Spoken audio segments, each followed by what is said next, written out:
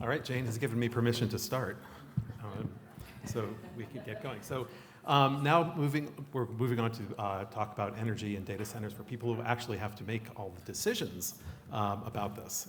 So this should be interesting. Let me first introduce our panelists quickly. We have Hanna, who leads energy and sustainability policy at Google, which means he's on the buying side of most arguments we're about to have, I think. And Chuck Hufstetler, who chairs finance in the Georgia State Senate. And Georgia is a state where this fight has had electoral consequences already. And he sponsored a bill that would have kept data center costs out of residential rates. Debra Raggio is EVP and General Counsel at PowerBridge, behind the meter power.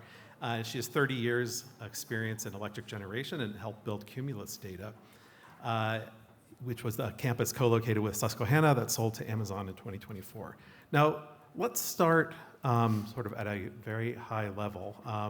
In many of these discussions, we hear from everybody agrees that data centers should pay their full costs, but nobody really agrees what that means. So let's start. Mars, what does that mean for Google? Yeah, absolutely. And first of all, thank you all for the opportunity to be here. Thrilled to connect. So at Google, we are very committed to paying our way. And for us, we heard a lot about this on the last panel, but our primary construct for doing that is through what we call our capacity commitment framework. This is similar to the large load tariffs that we're seeing deployed across the country.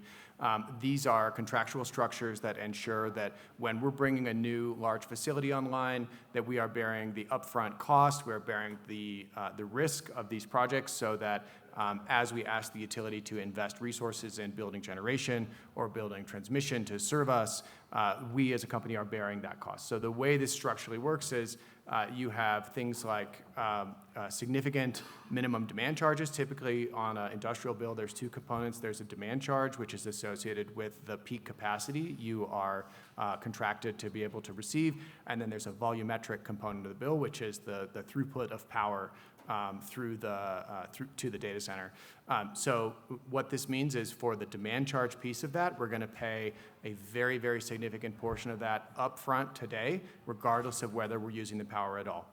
And the intent of that is to provide a guarantee that can then be used to pay for the network upgrades and pay for the generation elsewhere on the grid, so that we're wearing that risk. So if for some reason the data center load doesn't show up, there is a contractual structure in place. And this is then backed by a long-term financial commitment. So in many states, this is 10, 12, 15 plus years.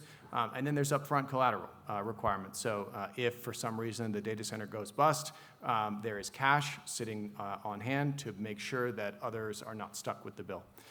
So that's the primary structure we've used. We've now inked this in 12 states around the country.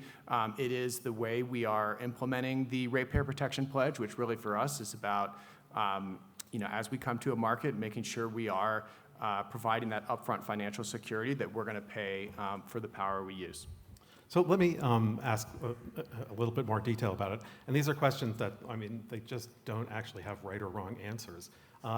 But how do you decide which of the fixed costs are attributable to Google? Because in any kind of accounting standard measure, we don't have one way of doing it. And then also, if just increased demand raises the price to everybody, like everyone was talking about, is that considered a cost that Google is causing? So to address the first question, so where there are costs that are purely related directly only to the data center, for example, a radial line from the facility to the grid, we're going to pay for 100% of that no matter what upfront. And then beyond that, it's a collaboration we enter into with the utility where we assess what network upgrades are needed, which pieces of those are attributable to our load growth, and how can we make sure that we're flowing these through. And what ultimately happens is we sign a contract with the utility, and then that gets reviewed by the Public Utility Commission. Any interested parties are able to intervene in that docket and get access to confidential information. And there is a lengthy legal proceeding that is undertaken to ensure that these contracts are in the public interest, these contracts are not shifting costs to other customers. So for example, just to cite a couple recent ones, we have a contract with Entergy in Arkansas that's going to deliver over $1 billion in net benefits to other customers on the grid because of the way the payments are structured. Similarly, in Michigan, we have a partnership with DTE. They've shared that between our contract and another data center company's contract, there's going to be $9 billion in net benefits to DTE customers as a result of these data centers coming online and paying upfront for grid upgrades. What, $9 billion in direct benefit? What does that mean? Net benefits to customers. In terms of what? In terms of increased reliability, lower rates over time. It's a complex set of benefits that the utility will file. This is all public in the filing. But that's really important to us because we want to be a contributing customer. We want to be paying our way, and we want to be helping lower power rates for everyone. And we've consistently seen, and we heard this on the last panel, historically, data centers have put downward pressure on rates. If you look at the states with the largest amount of load growth, those states have seen real price declines when you adjust for inflation. It's really important that we get this right going forward, and that's what this construct is intended to accomplish. So, Chuck, you hear this when data center companies, when AI companies come in and talk about building data centers, and you sponsored a bill to protect ratepayers. So when a legislature, well, you should probably tell us about your bill, and then also when a legislature says that data centers should pay their own way, what does that mean to them, and do the sorts of things that Mars is talking about cover that, or is it missing pieces?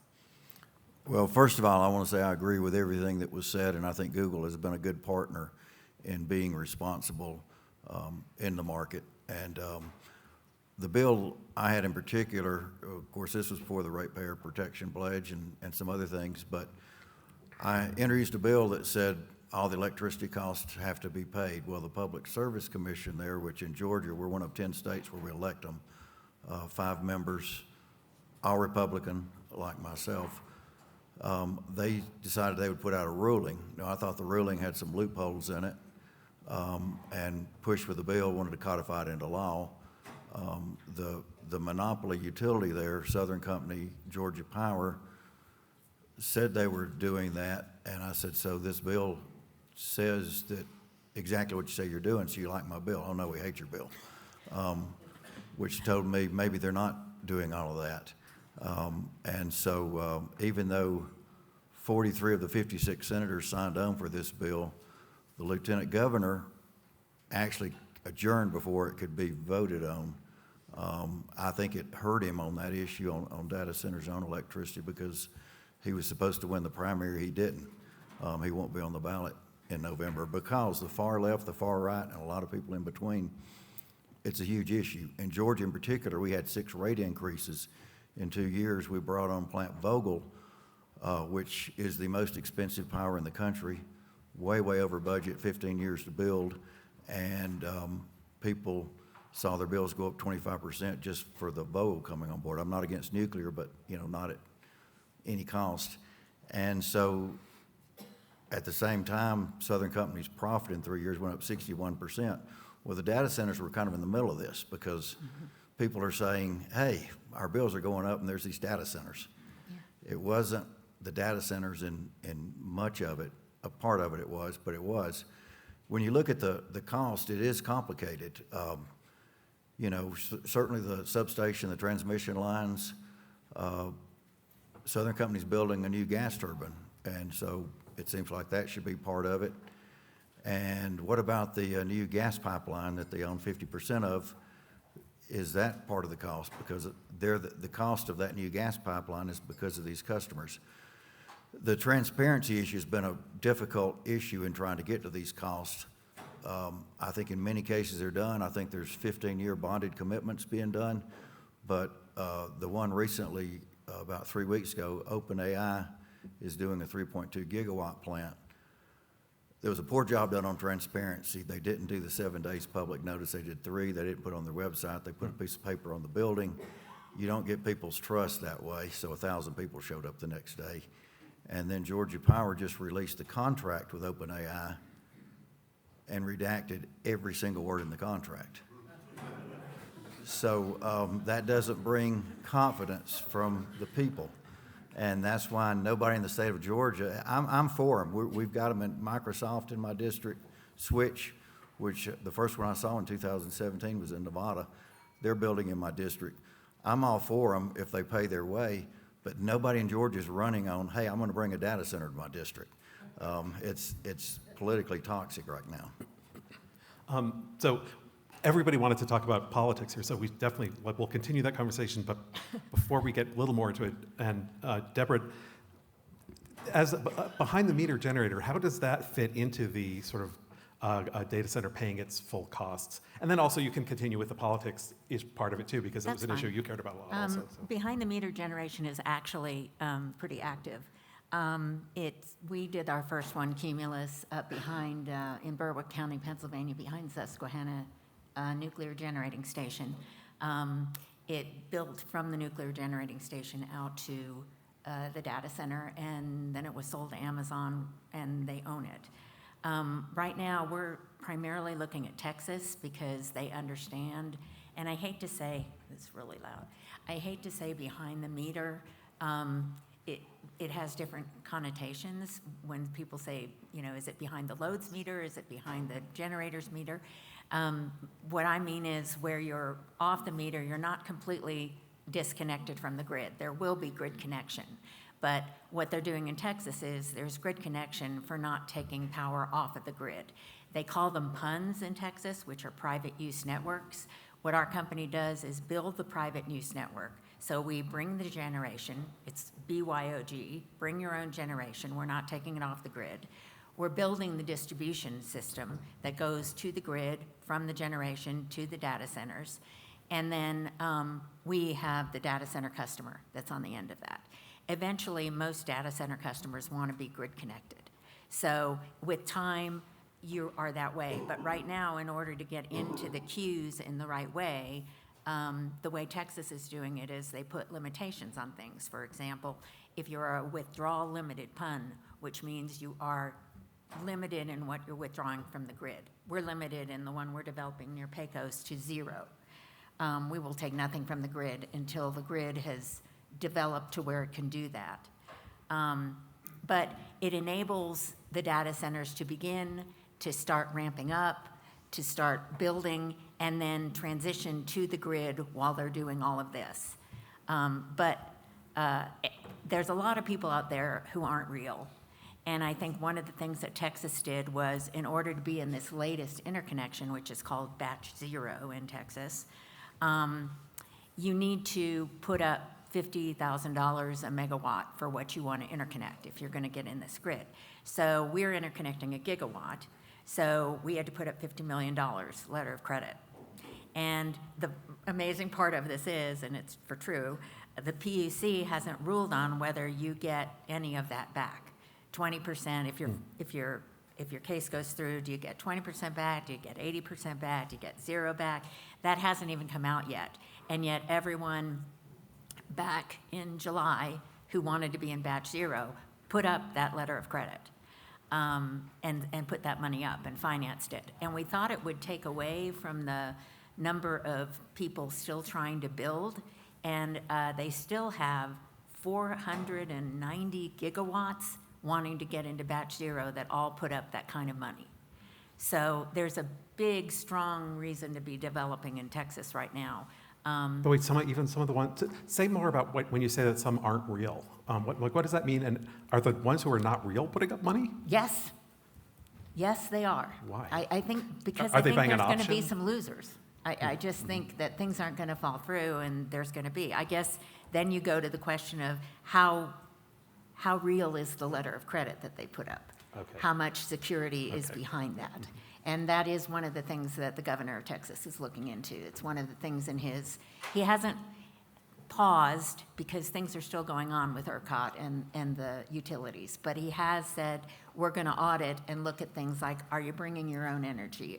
What are you doing with your water? What are you doing with your security? What are you doing with the communities? And I will say, if there's one place that everyone fell short, data centers, people developing, was to not get out in front of the communities sooner. I think we are on the losing end of the political or the community view right now. And it's going to be hard to get back there when really all it takes is education. So the implication then is that the voters just don't know what they're talking about or what they're voting about, and that if they did know, they wouldn't vote the way they're voting. Is that what you believe? I believe that the data centers are kind of the scapegoat right now for a lot of what's going on, for a lot of poor planning in electric. A lot of the higher prices on electricity is not necessarily associated with the data center. It's a supply and demand dynamic that, at least me working in the electric industry before we started doing this, we've been seeing that coming for a long time. The lack of transmission build out, we've been seeing that coming for a long time. And now it was kind of the fruition of data centers coming and all of this coming to fruition that I think they're getting a bit of a bad rap. I also think they didn't get out in front of things and educate people. I mean, at a base level, I don't think the average people know what data centers are.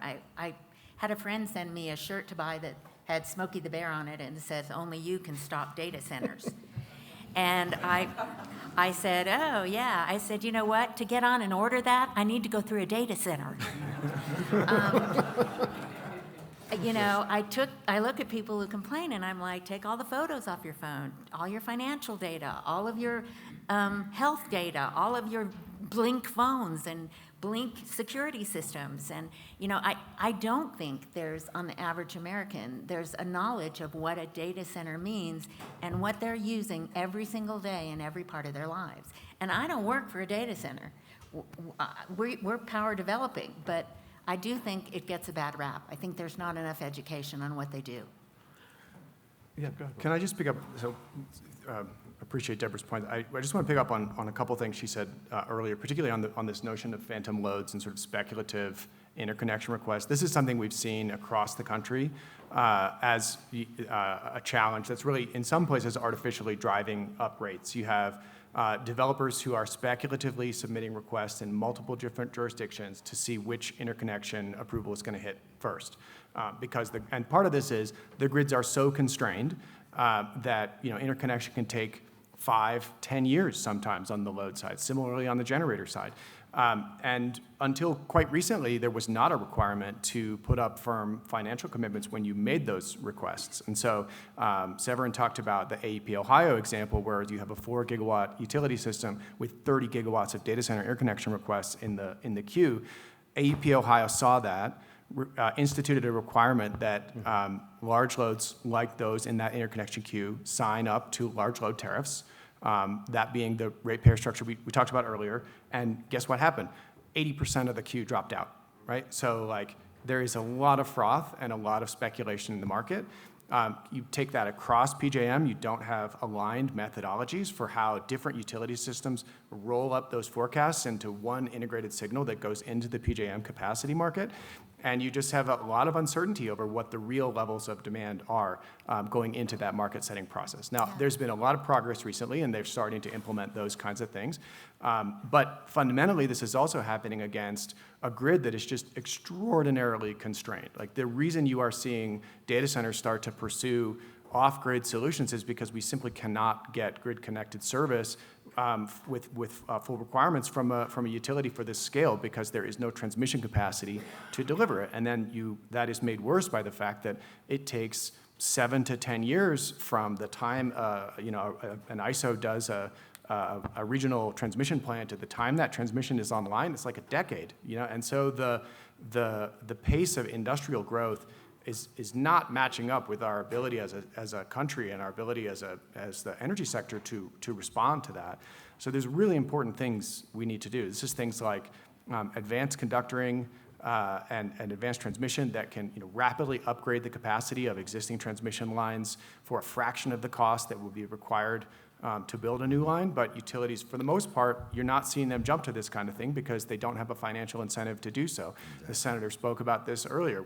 Utilities make money on building as much capital infrastructure as they can a cheaper, more efficient, quicker solution is not attractive, and that's a rational decision for a utility to be making. And so this is a policy problem. We need to advance policies that are going to fix these distorted incentives in the market, help us unlock grid capacity as quickly as we can to reduce some of that supply-demand mismatch. So those, I mean, there were a lot of institutional issues that you raised, and including thinking about how we think about what is the actual future power demand with these queues. But let's go back again to the politics for a minute, because voters don't care about the queues, and they're not.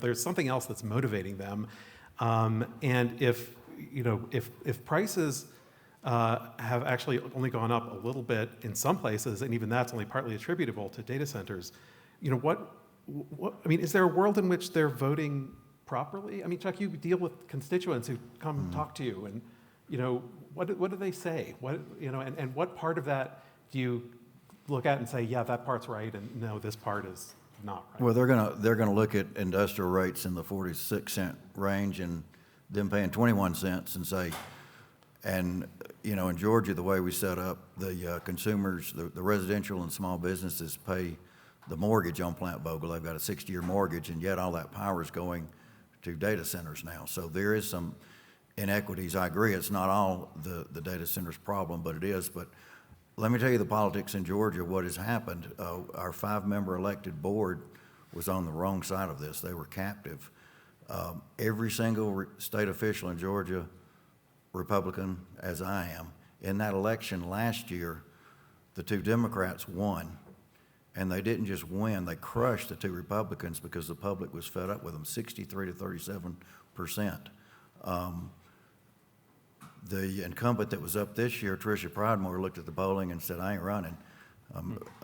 And so there is going to be a change come November. I don't see a majority of the Public Service Commission supporting the model that says whatever you build the most expensive thing, you get 12% on it, profit guaranteed. Like was talked about with the advanced transmission technology, they've got these new carbon aluminum lines that will give you twice the electrons. If you could do that for $100 million, and Georgia Power did it, they would make $12 million. If they put in a whole new transmission line for $1 billion, they make $120 million profit. So what's the incentive? I do think that model is going to change in Georgia. It's already changed in Texas with the bidding for power. But we have got to educate the public, but we've also got to be reasonable on the incentives out there and straighten those out. It's not just an education issue, it's fixing incentives that are in the wrong place. I mean, it sounds almost like, the voters that, in a sense, they're voting in a rational way because they're voting against an outdated regulatory system that is also Yes. hurting the people who want to build these things too. Yes, and it's not necessarily data centers. Right. It's that they're against. It might be the system. Like I said, our generation that we're bringing will serve the data center and has excess gen. So not only are we serving the data center, we're putting more power onto the grid for the customers, for the load. For water, the complaint about the water, we're taking water that is produced water from fracking, cleaning it up and using it for the data center. It can't be used any other way. So we're not taking water away from people. And I don't know if it might be a case of a few bad actors are out there doing something that then hurts it for the rest of us. Who knows? But it definitely, the facts are important. That's what I would say.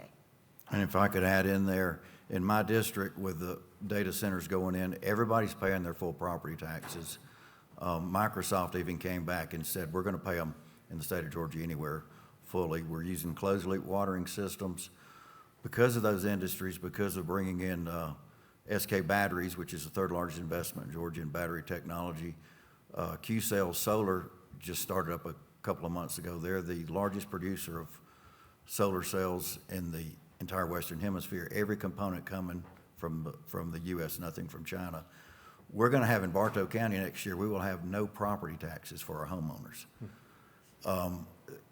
You've got to do it the right way, and some people are doing it the right way, some people are doing it the wrong way. In another area, not even in my district, I asked the company who was putting it in down there, why don't y'all put in a closed-loop watering system there? And they said, because the county didn't ask us to. We need a playbook of how to do it the right way. Yes. And I think that will solve a lot of these problems, because we need the data centers, we need the revenue they can bring, but unfortunately, it hasn't been done the right way. And the public, all they see is what's coming out of their pocketbook, and they're not happy. Mars, I mean, you have to interact with lots of PUCs, and are there particular places where you've found, not that you've gotten the decision that you would have liked necessarily, but where you found that they've adjusted institutions and set up a framework that is easy and rational to deal with, even if you ultimately don't necessarily get everything you wanted?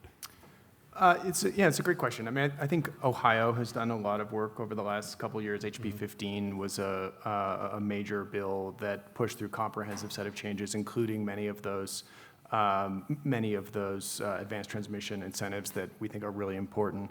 I'd say fundamentally the structure that we have found to be the most successful is where you have a large regional electricity grid with robust regional planning. What's really important is we need regional transmission planning and approvals, and an expedient way to build that fundamental grid platform. And then on either side, at the wholesale level and at the retail level, at least for commercial customers, you have flexibility and competition. So we can work very quickly in ISOs and RTO markets to find a willing buyer and a willing seller and do a contract that comes online as quickly as possible. This is part of the reason why there's so much development happening in Texas, because it is a competitive marketplace, and you can do an innovative and contract that's never been done before in a matter of months, as opposed to having to go through a 2 to 3 year PUC rate design hearing, which is just relative to the speed to power issue. It's just more difficult. It doesn't mean we won't do it. Doesn't mean it isn't important. And there's other factors that go into siting, but certainly that large regional grid plus competitive frameworks on either side is really a winning factor for us. Let's take some questions. Make sure we have time before I continue myself. Yeah. Hi, Lucas Larson. Hold on for a microphone. Well, actually, the microphone is in transit, so go ahead. Lucas Larson, Tech Policy Editor at IEEE Spectrum Magazine. One of the questions that came up from actually preceding talk was siting used to be prioritized near populations, connectivity. Now it looks like everything's going toward power. Is there something that's changed on the data transmission side in parallel to the kind of running up against the need for more power? I kind of want to understand that trade-off. So for us, the priority is getting capacity online as quickly as possible, and it really is about speed to power. And so and the constraint everywhere is access to the grid and access to power. And so that's also why you're starting to see us pursue solutions like flexibility, where we're able to be more flexible, we're able to move compute in time and space for a certain percentage of it to get online quicker. That's not a fundamental solution over the long term, but that is a way to get online more efficiently. I've not heard some network like fiber network constraints being a barrier to that. There's certainly low latency workloads that will need to be served next to population centers, and certainly will continue to invest in those geographies. But fundamentally, it's about getting capacity online as quickly as possible. And the first question is, can we get power or not? Another question before I go on myself. Laura, you're being suspiciously quiet. Okay, Steve.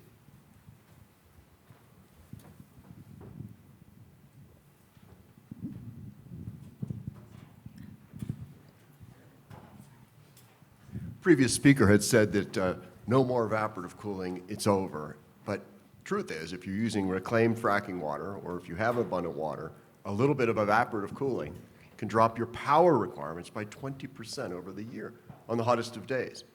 That's just evaporative cooling, and the water goes into the atmosphere, and in the course of the year, you might use as much water, God forbid, as a municipal golf course.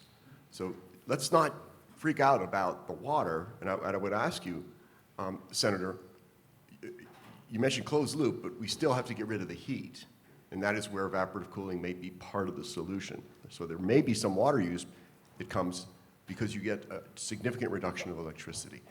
Have you guys thought about that, and is that part of the calculus that Google and PowerBridge use? Well, I know that was probably a simplified explanation, because you're right, there's different technologies out there doing different things.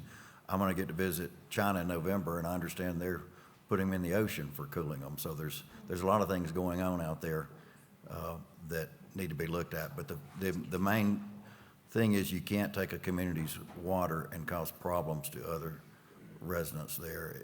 Any system that doesn't do that, I think, is fine. Yeah. Same thing with PowerBridge. Sorry. We have the water capability. Our affiliate is WaterBridge, and they're the ones doing a lot of the work out in the Pecos area. The problem is, closed-loop cooling is a word that the public knows. And, if you were to ask me what my biggest concerns are, it's public view and politics. I think they're a real underestimated component of all of this. And so if you can say closed-loop cooling, it makes you a better person, then, people are happier with that. So, yes, you're right, it doesn't take more than a golf course, but that's another fact that, doesn't get utilized. Yep, fundamentally, from our standpoint, the question is, what is the impact you're having on the local watershed? Is this a healthy watershed, or is it responsible to use water in this jurisdiction or not? If you are building a data center in Las Vegas, that should not be water cooled. There's just not a scenario where that's a responsible use of water, so that should be an air-cooled data center. But if you're building a data center in Finland, where there is abundant water supply, this is a really good way to reduce your total overall facility usage and your peak stress on the grid. And as Steve said, for all of Google, the entirety of the company serving billions of people, the water use is equivalent to about 50 golf courses. There's 175 golf courses in Palm Springs, just for sort of like comparison. So it's a really, really different scale of use than I think what people are. Right. And in Las Vegas, water is for fountains. So, Yeah. But in any sort of resource use, there's the question of trade-offs, and that's come up a couple of times here. So I want to go into it a little bit. Severin mentioned it, and we've mentioned it here, which is that companies are willing to pay for time to power, so I guess from each of your perspectives, how do you see that playing out on your needs? Like, Debra, do you see more demand for behind-the-meter power because people need it fast? So this has implications, I think, for each of the work that each of you do. So maybe you could talk about that trade-off and how you see it. We have seen a desire for behind-the-meter, or what is also referred to as islanded power, to be utilized, because we can get islanded power at our location probably by the fourth quarter of 27. That's pretty fast. Depending on what happens with batch zero, we can probably get grid connected there within the first quarter of 28. That's pretty fast, at least in their terms. I mean, if you're looking at some of the grid connected, even in Texas, you're looking at 2030, 2032. And so, yes, there's a desire to have us spend our money to build. We put in money for transformers, we put in money for breakers, we put in money for the EPC contracts to start getting it built. There's like a chicken and an egg thing going on, where the data centers don't want to sign up till they know you're real. People don't want to invest in the investment capital until they know they've got a data center customer. So who goes first? And what we're finding, we've got private equity backing, and they've just said, we're going to put in. And so that's what you're finding. But yeah, speed to power is a big pusher for things like what we're doing. And what about, Chuck, on the politics side of it? What do you find that the companies are willing to give up in order to move the process faster? Well, until this year, behind the meter power wasn't legal in Georgia, so the monopoly controlled all of that. So that's a change, and I do think that's going to be one of the methods going forward. I wanted to talk a little bit too about the solar battery, because on speed, and of course I do have an interest with my district with Q-cells there, but 20 years ago it was $10 a watt for solar, and then it got down to $1, and now it's 20 cents or less. solar and battery is the cheapest solution out there, and it's also the quickest to get going. And the batteries are getting cheaper. They're getting 3% more dense on energy each year. And I do think that's going to be a big part. You know, a nuclear plant that took 15 years to build, that's not a solution. Gas turbines, the wait is over 3 years to get one of those. And so we've got to, in Georgia, we're way behind Texas, we're way behind California in doing that. And that's what we're going to have to do to meet the energy needs of the companies coming to Georgia. So yeah, similarly for us, I mean, speed to power is absolutely central. That's our primary focus, and it is driving innovation in the way we approach the market. Certainly with the co-location, we call it to the point earlier. It's behind the meter, but it's sort of co-located generation and supply, whether that's off grid or whether that's front of meter. Over the long run, it's hard for me to imagine that American AI success will be predicated on thousands of microgrids across the country. So I do think we are absolutely going to need to invest in policy solutions that are going to help us expediently build robust and reliable transmission networks across the country.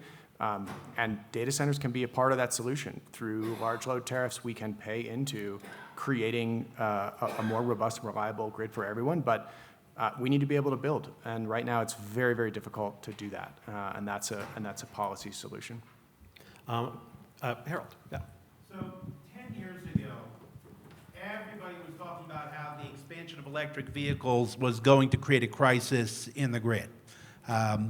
We didn't actually have that much of an expansion of electric vehicles, so crisis averted. But it seems to me that this industry, while it may be producing the highest immediate demand, is not the only industry that produces demand. Why isn't there more of kind of a cross-industry effort at education and I'll add, and learning from the mistake of not trying to put something over on the community? I mean, I have to say, this is one of the biggest problems. You lose trust. It takes a lot to get it back. And, are there some partnerships to be had or lessons to be learned from some of these other power-hungry industries?